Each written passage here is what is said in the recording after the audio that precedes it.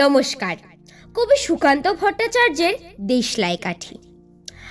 আমি একটা ছোট্ট দেশলাইয়ের কাঠি, এত নগণ্য হয়তো চোখেও পড়ি না, তবু যেন মুখে আমার উসখুস করছে বারুদ, বুকে আমার জ্বলে উঠবার দুরন্ত উচ্ছ্বাস।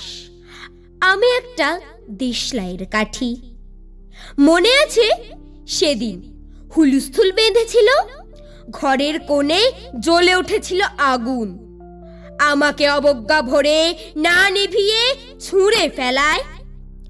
কত ঘরকে দিয়েছি পুড়িয়ে, কত প্রাসাদকে করেছি ধূলিসাৎ। আমি একাই ছোট্ট একটা দেশলাই কাঠি। এমনি বহু নগর বহু রাজ্যকে দিতে পারি ছাড়খাড় করে, তবু অবজ্ঞা করবে আমাদের।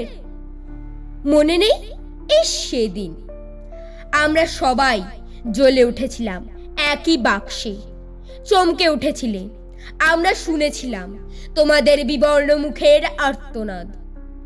আমাদের কি অসীম শক্তি, তা তো অনুভব করেছো বারংবার, তবু কেন বোঝো না? আমরা বন্দি থাকবো না তোমাদের পকেটে পকেটে, আমরা বেরিয়ে পড়বো, আমরা ছড়িয়ে পড়বো শহরে গঞ্জে গ্রামে, দিগন্ত থেকে দিগন্তে।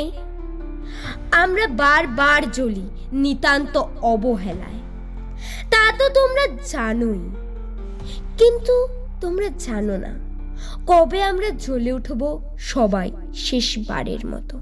নমস্কার। যদি আমার আবৃত্তিটা ভালো লেগে থাকে তাহলে আমার চ্যানেলটাকে একটা like, share, subscribe and comment করে জানিও আমার আবৃত্তিটা কেমন লেগেছে। যদি কিছু ভুল হয়ে থাকে তাহলে মার্জনা করো।